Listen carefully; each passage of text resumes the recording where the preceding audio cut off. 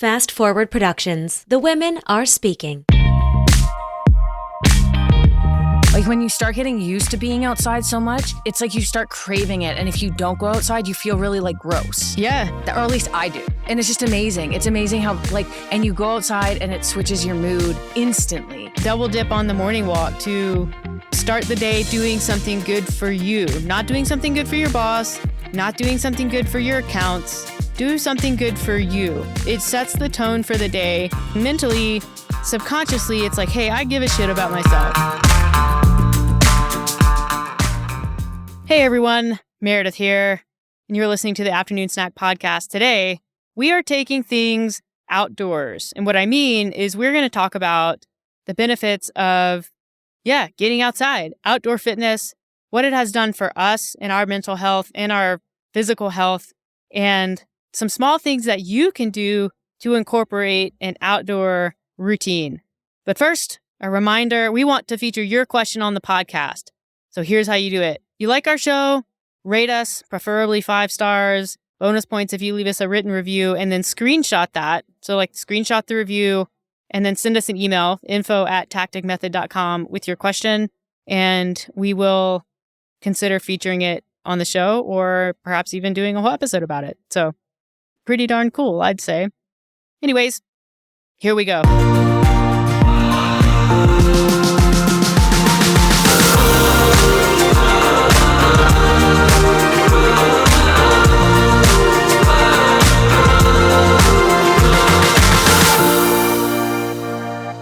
This is really fitting because we're recording a podcast about the benefits of being outside and doing fitness and things outside, and we're sitting on our deck. So we're recording outside. The whole thing looks ridiculous. Basically like a podcast setup on a little cheapo Walmart fold-out table. I'm going to paint the picture here. Alex has Lululemon black, kind of everyday shorts. You have maybe a 6-year-old bikini top on where it looks like you're about to It's show my nip. hot tub bikini. The one that, because hot tubs ruin your bathing suits. Yeah. So I'm like, hey, this is relegated to the hot tub. Yeah. So whenever I wear it, I'm like, this is dangerous. Yeah. It's way too big. Well, to finish that, and There then I'll might tell be you a story. nip slip. Yeah. And she's also wearing dark Oakley in-frame running glasses. It's cute. It's a good look. So I just got back from No photos, please. Yeah. I just got back from North Carolina and I accidentally took with me a bathing suit top that belongs to you, which is actually, I think, the same one that you're wearing now, but in black. And I mean, we have a lot of the same or similar clothing. So I just grabbed it because I thought it was mine. And if you haven't, I would say most people who listen to this haven't met us. I'm a size small and you're definitely a medium. You're just a size up from me in most I'm actually things. a small top. Oh, and I'm an extra small? If there aren't any sleeves, Oh, yeah. I can wear small. But Yeah. if there's sleeves, I have to wear extra large. Yes. Well, we definitely don't wear the same bra size. No, you or wear bathing one suit. size down. Yeah, so I spent my week in North Carolina. We did a lot of pool days because I was there with my sister and my nephew. And I was like, well, my boobs are going to be out at some point, 100. Because and then you get it wet and it just becomes even looser. Yeah. God. Yeah. So I was kind of glad that I didn't have a nip slip in public. I actually bought a new bathing suit just the other day because I need one, clearly. And are you supposed to wear underwear when trying on bathing suit bottoms? Oh, I think this is kind of a debate. Because they have the little paper, the sticky part. But I don't know how old this new bathing suit was that they were still selling.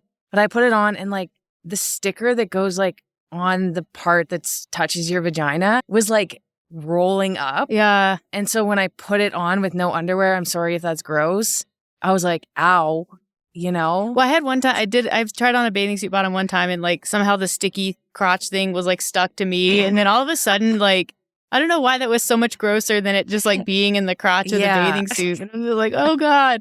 So then I don't know, when that happens, are you hey, by the way, the sticky crotch came out of the bathing suit. I don't know what you want to do about that. Nothing. Don't say anything. I didn't say anything. And that's why my bathing suit that I'm wearing right now is 6 years old. Look, I don't know. Have you been keeping up with bathing suit fashion for the year of 2023? Because I feel like they're getting higher and higher at the bottom. The bottoms are getting higher, but also less. Yeah. The fabric is moving up. But not in a proportional way. No. So there's a lot less on the butt cheek, a lot more on the waist. More coverage on the waist.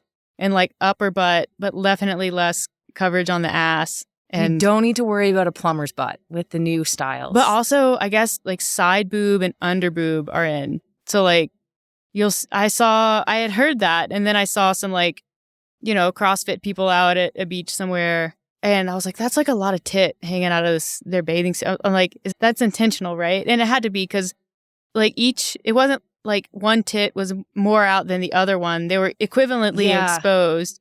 And Good then investigation on that. all three of the women had equivalently exposed tits. Under teat and side. How about over teat or like over nipple, top part of the nipple? Because that's what happens when I wear my giant swimsuits. Like an upper aerial. Yeah. Yeah. As long as the hairs are short, I think that's okay. It's when you get the like upper and then also one of those freaky like long nip hairs is hanging out. That would be not as good. Yeah. Yeah. We have a booby cup that makes appearances at some point in our videos. It was in our video today. You used it in the first like Pride release of our t-shirts. People love that cup. It's so weird. But someone commented basically like, enough with the booby cup. This would be like me walking around with a penis cup. Don't you dare ever compare titties, lovable to a penis. Absolutely not. They are on completely different playing fields. Yes. Yeah. Like there's a big difference between boobies and genitalia. Yeah. And like, how do you even know that those are female boobies? They could be moobies. Yeah. So now you're just being like sexist. Yeah. I mean, maybe I want a man booby cup. What I love about the booby cup is how similar the boobies on the cup look to your boobies. Which are like, they were definitely boobies, but they're like perky and far apart. There's a lot very of peck. Small. Very small. Yeah. I love that cup. It's made by a potter, I think in Colorado, and she donates a lot of money to breast cancer research. I always like putting that one out and then, tagging her. And like I see a lot of our followers also now follow her studio. So it's really cool.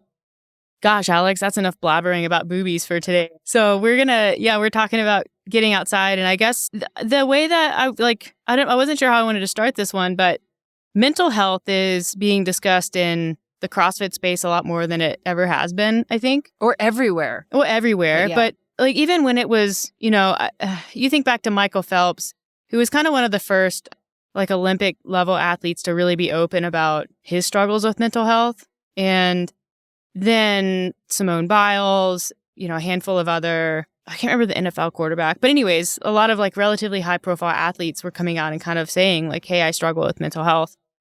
I always felt like CrossFit was a little bit reluctant to get on board with that messaging, and I couldn't really understand why. You just didn't see it talked about that much. And the people who did talk about it, I mean, you have like Con Porter, I think, who was pretty open, but like that's kind of it.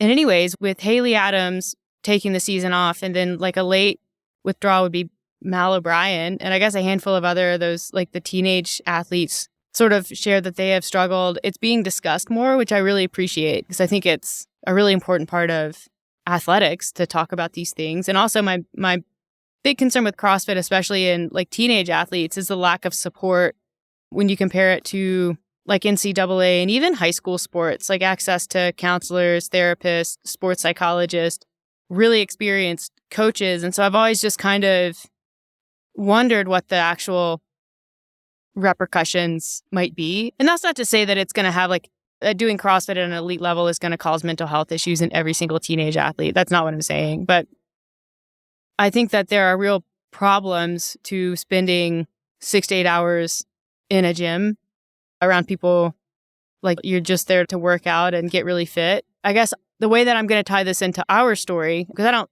want to speculate about Haley or Mal, that's not the point of that. Just to say like that was kind of what brought it front of mind for a lot of people. Something that we have talked about, Alex, offline quite a bit is how our mental health changed when we started spending less time in the gym and specifically more time outside and doing outdoor fitness. So maybe you want to talk a little bit about that, because I think we both are people who value fitness and exercise and being in good shape and healthy, but you were definitely stuck in the gym a little bit longer than I was after we kind of started to move on from CrossFit.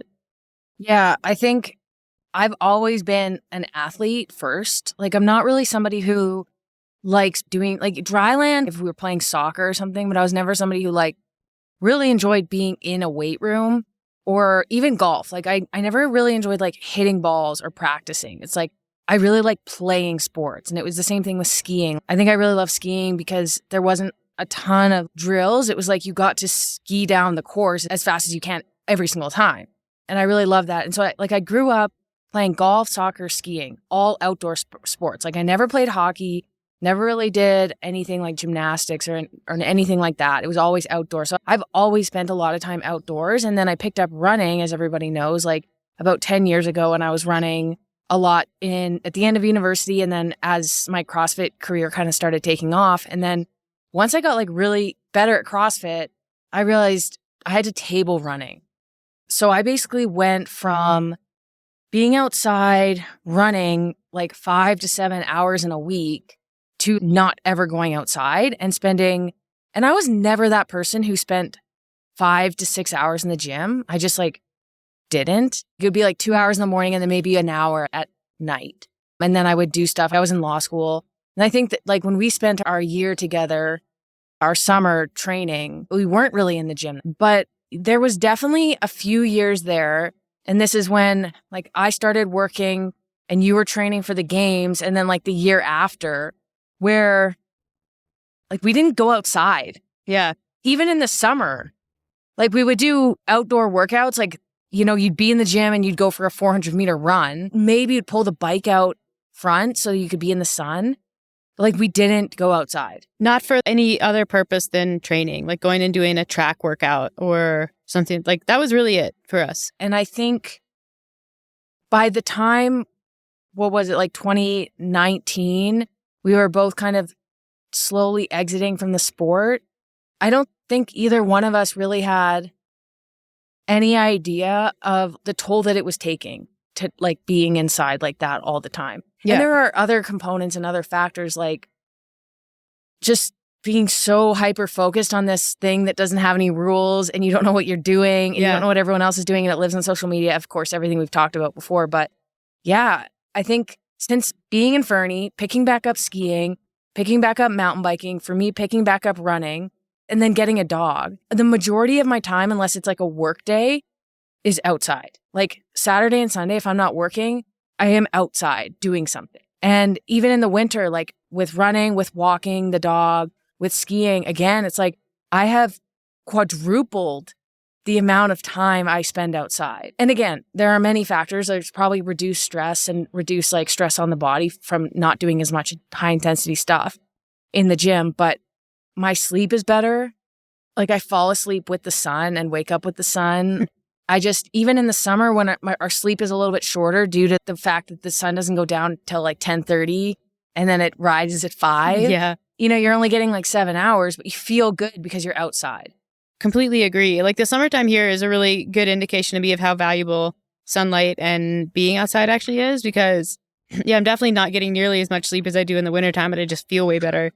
Yeah, I mean, I think we were both one of those people, like I certainly was, that steered away from certain activities because either it would increase my risk of injury. So mountain biking is something I've always loved doing, but I didn't do it for 8 years because I was worried about the impact that it would have on my competitive CrossFit season. And then same thing with skiing. That's something that I really wanted to get back into, but was worried about the injury risk. And then even like going out for walks or hikes. Like I remember a time where I would not do those activities if I was invited because I wasn't sure how it was going to affect my training the next day. And you're so tired, don't have time that you're like, well, I can't spend all morning going to Kananaskis and going on a 3-hour hike because I got to train. Exactly. Yeah. Got to do my squats. And you don't realize, like, or at least I didn't. And again, like this is our personal experience. A lot of people have different values. And so, but this is what we have been through and what we see. You don't realize how small that world is until you start to get out of it. So the gym world just gets smaller and smaller the more time you spend in it. It's really fun to be competitive in CrossFit. It's a really like fun way to train, but there's a big world literally outside of the gym. And I think that it, like from my mental health standpoint, as soon as I started getting away from the gym, even when I was still doing some competing in 2019, that year that we were dabbling with going team, that was the year that I started getting out more and immediately was doing less comparison on leaderboards, immediately was less impacted by what I saw other people doing on Instagram. And part of that is you meet a lot of really great people who are not in the CrossFit community. And that kind of helped to temper some of the anxiety that comes from being in the competitive CrossFit community. And I see people they're not even really competitive in CrossFit, who are making the same decisions and choices, sacrifices, if you will, because they're worried about the impact of their training. But I'm like, you don't even realize what you're missing out on. And it's not even an experience. It's literally good for your health to go outside. I think CrossFit is meant to be something, and it has always started as this, something that enhances your life. It's like, it makes you so physically capable that you can be driving and be like, I want to climb that mountain, and go and legit climb that mountain. Yeah. Or have like a big ass backpack and ruck up that mountain, or like be able to say like, yeah, I can do that hiking trip and not even train for it. Or I need to pick up this big bag of sand, or do all my, like some of my clients, they're doing a bunch of planting now, and it's like physical labor. Yes. And the fact that they work out allows them to do that for an entire day and be fine the next day and not be injured and not be beat to rat shit. Like, that's the point of training, and that's the point of CrossFit. But what has happened for people who aren't even elite is everything physical that they do is CrossFit. They've let it consume themselves so much that it impacts everything else, like whether it's physical activity or just their mental health or emotional health. Like, it's this thing that matters to them. And I think it's important that it matters. But the one downside with CrossFit, which is also a bonus, is that it's so measurable. Yeah. And so people can get caught up in the results, and it's very easy to be like driven to get better. But I think you need to take a step back and say, like, okay, ask yourself, why are you doing this? Yep. And if it's impacting your life, if it's preventing you from going out hiking with your friends, then maybe you need to readjust what you're doing and why you're doing it. Yeah. If you're like a competitive athlete and you're making a living doing it, so that's different. Yeah. But even still, maybe it's not different. Like, look at Mal, and this is all speculation. Like, maybe if there was a little bit more balance in her life, and there had been more balance, like in the last 10 years that she's been doing CrossFit, that maybe would not have happened. And again, you can't say. Yeah. But based on what I see, it seems like there's just been a lot of, I mean, she was a gymnast first, and that's it's very similar to CrossFit. And gymnasts come out of gymnastics with a lot of mental health issues, like relationship with their body issues, relationship with their food issues. And I really don't think CrossFit is that different for the young population. No, it's like the elites in the sport are getting younger and younger, at least on the female side, because it's, I think, so similar to gymnastics. Like, the same skill set that make you good at gymnastics also make you good at CrossFit. And that skill set seems to peak in the teenage years and people who start training it early. And so I think that's why you're seeing the shift towards younger athletes being at the top in CrossFit. I mean, obviously there are still some OGs. You still have Annie, Laura Horvath is not super young anymore. But like, by and large, you're seeing a lot more late teens, early 20s become very competitive in CrossFit. And that's not a coincidence. That's intentional. And they've been in the gym for a long time. And so that's kind of the concern. You know what's crazy is when I was like, this is a bit of a tangent, when I was the best at CrossFit that I was in my career, so around, I would say 2017 to 2018, I worked out for, maybe 4 hours a day, actually training. If I had to just stand in place for longer than 15 minutes, my body would just explode. Like, my low back, my knees would start to swell up, my hips would hurt. And then also with walking, like if I went on a walk, I'm talking like not running, not rucking, not doing anything for fitness, just going on a walk somewhere around downtown, same thing. My back would blow up, my hips would hurt, my knees would hurt. And that's just, it kind of goes to show you that elite fitness is not health. They're not the same thing. Because there was nothing good about me being in my late 20s and unable to stand or walk for any amount of time because it was literally painful in my body to do that. When we went to Brandy Carlisle back last October, which was exactly when we got our dog, my back was in so much pain at that concert because we had to stand for the majority of it that I had to go for physio like twice a week for 2 weeks after that to get it needled and loosened up because it was so painful. Like you said, I could train for hours in a day and I couldn't go shopping.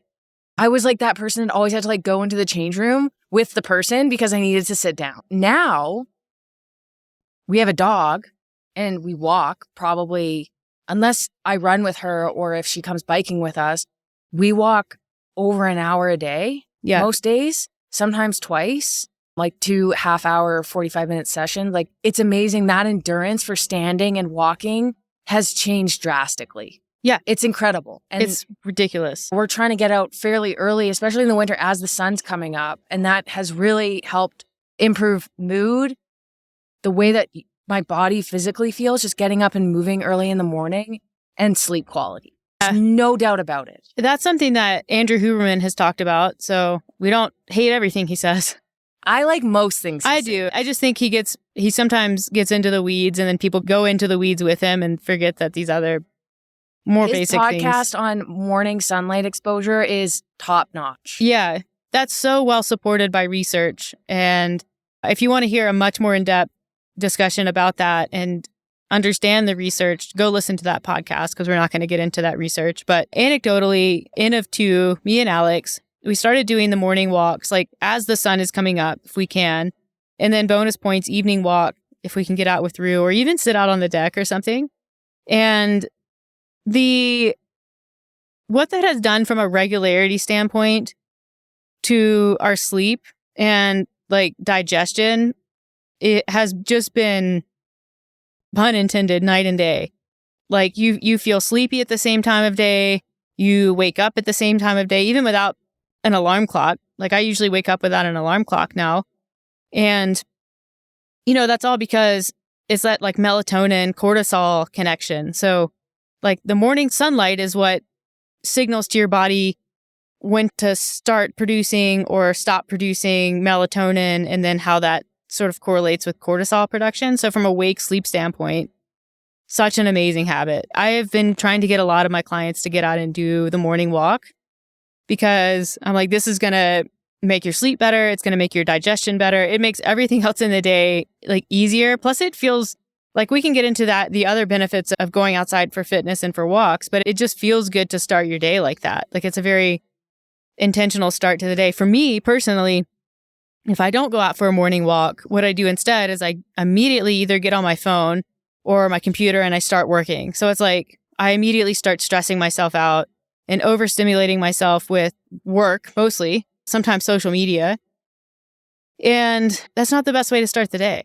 The other day on Monday when you were away, my mom was here with me and she took Rue out for a walk so I could just work. And it got to the end of the day. It was probably like 4 p.m. I had been working since 6 a.m. and I was like, I got to go outside. Like when you start getting used to being outside so much, it's like you start craving it. And if you don't go outside, you feel really like gross. Yeah. Or at least I do. Yeah. And it's just amazing. It's amazing how and you go outside and it switches your mood like instantly. Even going outside in the wintertime when it's like very cold here, like -20, -30, like even that, I'm like, I got to go outside. Yeah. I don't care if it's for 5 minutes only. I got to get dressed. I got to go outside. Mm-hmm. It makes such a difference. Like some other benefits would be, speaking of Rue, some other benefits would be vitamin D. Obviously, it's a really great way to get your body to produce natural vitamin D versus having to supplement it, which is really important for women because it has a positive effect on calcium absorption. So from a bone density standpoint, it doesn't seem like sunlight and bone density are related, but they are related because of the impacts to how your body absorbs and uses calcium. And then for men and women, vitamin D is a really important part of testosterone production. So when someone is saying like, oh, how do I, naturally increase my testosterone so that I can feel better, so that I can perform better in the gym? And this isn't just exclusive to men. Women also have naturally occurring testosterone. Yeah, going out and getting some sun on your skin, like no sunglasses, skin exposed for 30 minutes a day. If you can, more is fine too. That's how you sort of maximize the benefits of vitamin D. If you can put that in the morning, then you kind of double dip on the morning sunlight because you're getting morning sunlight, which helps with sleep and digestion. And then you're getting 30 minutes of sun that will help with vitamin D, which helps with testosterone and vitamin C production. So that's another benefit outside of the circadian benefits. From like a mental health standpoint, I find, and again, speaking anecdotally, when I'm feeling in a creative rut, with content. So coming up with videos, like what do we want to be focusing on social media? I find that if I get into a really good walking habit, and walking, I mean like without my phone, off the phone, just go walk in nature, like my brain just starts going from a creative standpoint. So that's been a really important part of my creative process, is continuing and maintaining that walking habit. Yeah, it's funny that you mentioned the phone too. When you're outside, I think some people can do it. I personally can't when I'm sitting in the sun. I can't be on my computer because I can't see and it's too hot. And it's the same thing with my phone. I can't see it. Like, yeah, if I have a client that's checking in with me, then I can usually do that. But I can't be doing like hours of work on my phone outside. And then I also notice that when I'm out for my walks with Rue, especially when it's just me and her, sometimes I might be on my phone texting or looking at email or typing something up. And I almost feel bad because I'm not present for Rue. Yeah. I'm like, oh, I'm slowing her down and she's looking at me like she's very in touch with where I am, because a lot of times we walk off leash in the woods. And it's almost like she's like, Alex, come on, like, get in the zone here, enjoy it. And there are many days, even this morning when I was running, yesterday when we were mountain biking, skiing, it's like there's a lot of like nature appreciation moments. And I think I love that. Those can really impact your mental health in a very positive way as well. It's like, wow, I am the fresh air. Look at how clear the sky is. Look at the mountains or the woods, or noticing the smells, the birds chirping. Yeah. Like the little animals. Like, I think it's as silly as that sounds. And I think there was probably a time in my life where I'd be like, that's dumb. But having changed my life so drastically, it really does impact your overall health. It's pretty wild. Yeah. And it's very grounding to be outside and in nature. And if you're lucky enough to live near nature, like not in a concrete jungle, then it's just like, it makes getting outside even more special. But even for people who don't live in nature, getting outside, leaving your phone at home and just walking around your neighborhood, or like getting on a bike and biking around your neighborhood, kind of exploring it from a different vantage point. It's so like mentally stimulating, but not in I'm attached to a screen, I'm working, I'm on social media, I'm doing Twitter. You become very present with your surroundings. And even for me, and I don't know that I've talked about this on the podcast, but being in the mountains, like when we're in Fernie, which we are now, literally like surrounded on all sides by mountains. Our place is in a canyon. Just staring at the mountains, like put the phone away, look at the mountains. It's one of the most grounding things that I can do for me, because it's just like, okay, breathe. Like there's this big ass mountain that has been here for millions of years. And no matter what bullshit you have going on in your life, that mountain is still going to be there. And the same thing, if you don't live in the mountains, the same thing for bodies of water, the same thing for like literally the dirt that you walk around on. How old is that dirt? I don't know. There's something very grounding about being alone in nature, as long as it's safe to do so. Yeah, I would agree. I think I am a big proponent of any sort of physical activity. At the same time, I get really bothered when I see the sitting bikes, the like little foot thing. You're sitting in a chair, a regular chair or couch, and you put your foot to move your feet. Yes, I've seen those. I also as much as I like desk treadmills, like if you're somebody who's working for many hours in a day and you want to keep moving, I love the desk treadmill. I also like treadmills just for running because they're convenient and a lot of people do it.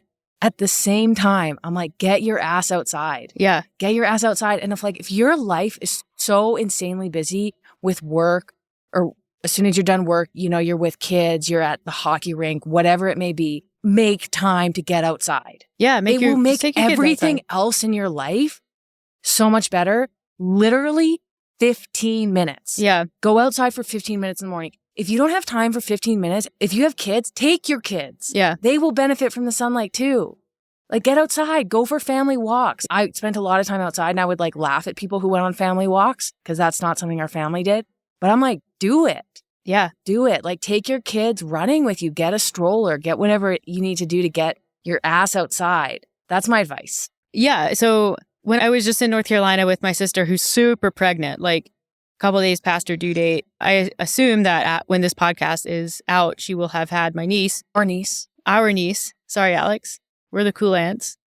she's in that phase of pregnancy that's just like very uncomfortable, where you're not. It looks uncomfortable. It does look uncomfortable. First off, every time I see like a video or a photo, I'm like, how is she moving? I know. You're just It's like, that's like amazing. a lot of. Yeah. And she's not sleeping super well because it's just so uncomfortable and she's hot. Even on the days where I was there, where she was exhausted, you still have to deal with my nephew who's 15 months. It's just a lot. She'd go for a walk every day. If that's what she can do for exercise and for her health, that's what she does. On rainy days, outside for a walk. I mean, unless it's like thundering, lightning, it's unsafe. But like, there's that saying, there's no such thing as bad weather. There's only bad outfits, which I 100% agree with. Yeah. But it definitely becomes something that is in your bones. If I have to tell anyone who wants to improve their nutrition to do two things and that aren't nutrition related that will impact your nutrition and your overall health, it's sleeping 8 hours and getting outside and walking every day. And the walking helps with the sleep. So it's like, that's kind of like the foundation. Like people say sleep's the foundation, which I agree with, but like what can improve your sleep really is the actionable thing. And this is one of those things. Like I cannot say it enough. Like get outside. If you're like in the gym 5 days a week, 3 days a week, move one of those things to outside. Yeah. Do it. It's good for longevity. There's research on the impacts of daily outdoor activity in the older population. And essentially, there's this like systematic review of people age 70 and over who either get outside for 30 minutes or more a day or don't. And essentially, the people who don't get outside daily become less independent in what they call activities of daily living. So essentially, you're losing vitality and losing independence if you don't go outside. They self-rated their health, and people who don't go outside self-rated in more poor health than people who did. And then there's a higher rate of early onset urinary incontinence. I don't know why they measured that one, but they did. So from a longevity standpoint, and hello, look at your grandfather who, how old is Walter? He's 93. Yeah. He might be incontinent. We don't know. He would never say anything. He's too proud. Yeah. But there's a possibility. But the dude is outside a ton in the summertime. Because he golfs. Yeah. So my tips for success are buy a really nice mountain bike, buy a place in the mountains, buy skis and a ticket to the nearest ski hill, get a dog, and play golf, and buy nice clubs. If you need to not buy furniture, TVs, nice plates, what else don't we have? Children. To have all these things, do that because it's that important to us. I mean, again, this is so much our value, but it's not like we're speaking just out of our buttholes here. This is stuff that's been studied and proven to enhance your life. Jokes aside, /S on that one. Sarcasm. Yes. Yeah, do it. I mean, start where you are and do what you can. That's like, what are you doing now? In what ways can you like reasonably add in, if you're not getting outside, it's probably unreasonable to set a goal of, I'm going to go for a 60-minute walk every day. That's going to be a little much. Just walk around your block. Like take 10 minutes to do it. Add 5 minutes every week. Do something that you can build upon. It's really hard to break the habit, especially if you're a work from home person like we are, really hard to break the habit of going on your computer or on your phone right away to check work emails. But don't do it. Double dip on the morning walk to start the day doing something good for you, not doing something good for your boss, not doing something good for your accounts. Do something good for you. It sets the tone for the day. Mentally, subconsciously, it's like, hey, I give a shit about myself. I always say like making progress for a lot of people is dealing with the mild inconvenience of giving a shit. That's it. That goes for increasing non-exercise activity, getting outside, having success when you're on the road and eating. Like giving a shit is mildly inconvenient if the bar is set at not giving a shit about certain things. Or if we're not being negative, just not having the habit of certain positive things like getting outside, doing research on menus before you travel for work, that kind of thing. It's going to feel like, oh, this is like a lot of work. And it is starting out. But the thing is, you stick with it, and a year or two down the road, you look back at the things that used to feel so hard. And those things are just things that you do now. Like brushing your teeth. Yeah. Like as a kid, you had to be told to brush your teeth every day. You didn't like it. Now, if you don't brush your teeth, you're like, I miss brushing my teeth this morning. Yeah. I feel that, and it feels gross. Yeah. That's going to be your morning walk soon. Yeah, it is. And that's, anecdotally, that's exactly how it worked for us. Having the dopamine of a puppy to like get you out the door is really helpful. Dopamine does. Yeah, we get a morning walk and a lot of laughs and smiles because it was such a munchkin out there. She is. So like that always helps. But even if you don't have a dog, don't want a dog, I promise like you'll get to the point where you really crave it and you like it. And not crave it in like a negative, I'm addicted to morning walks. Just like, yeah, this is a really important part of my day. Biking is also okay, like biking to work. Some people do that. Yeah. I know a lot of my clients now that summer's coming, they've incorporated that into their routine and it's great. Yeah. It's been really nice for them. And it adds activity and can take, replaces a gym day, allows for more time at home one evening, that sort of thing. Yeah. It could be a nice little break. Yeah. And I think if you're someone who really, you're like in the gym now and the idea of giving up gym time to get outside or, do fitness outside, whether it's a run or a bike or something that's like less CrossFit and more just good for your health. If that's you, it gets easier with time. You think that you're going to lose your strength or your ability to do CrossFit style workouts. I'm going to lose all my gains if I start running or I start walking or I spend less time in the gym, but you won't. Repetition is so important with everything, but you give this repetition, you give it time, you see, hey, nothing bad happened to my ability to perform in the gym. And I now have this awesome outdoor habit that makes me feel really good. Yeah, you just give it time. Yeah, and I think that you might have a better quality workout those 4 days a week that you're going to the gym if you replace that 5th day with something outside. 110%. Yeah, it's not about doing more. It's about doing better. Do what you do, or even less than what you do now, but do it with more intention and more focus and do it better. And then take that extra time that you have and use it in a more productive way. Yeah. Yeah, for sure. Well, I legitimately think I am getting a sunburn. So why don't we wrap this one up so I can go inside and reapply some SPF. I'm an SPF 50 person. I'm very freckly and white and have I'm become more of an olive oil person. Yeah, you're more of like a Pam spray. Ugh. No, I use sunscreen. Yeah. I actually just started applying daily sunscreen. To your face. To my face. Yeah. Every morning. Yeah. You get to your mid-30s and you're like, you know what? A daily SPF is going to be a really good idea for me moving forward in my life. So if you're in your 20s and you're not doing a daily SPF, do that shit. Get ahead of the game. Do it. Your mid-30s will thank you. Yeah, when you don't have and a good moisturizer. Yeah, both of those. It's like we went from spending $0 on facial creams to spending like a lot more than zero. But all of that money is saved up for us. Now we can spend and not have to worry about the quality. We can go high quality because we've saved so much money not buying. Yeah. And because our skin looks nicer, we spend less money on makeup. So it all works out. Right? 100. Yeah. And like less time on video editing and stuff like that. It's like, yeah, it works. Awesome. Thanks for your time, Alex, as always. I'm always happy to make time for you and the listeners. I need to go SPF. You're going to want to rotate so you get some you got to even out the sun exposure. Yeah. Thank you for listening. As always, we hope you enjoyed this one. If you made it this far, send us a sun emoji. I'm so sorry. Or just go out for a walk today for 5 to 10 minutes. Actually, Do it. Do that and then tag us on Instagram. Or, take a photo of your nature appreciation moment and then tag us. Yeah.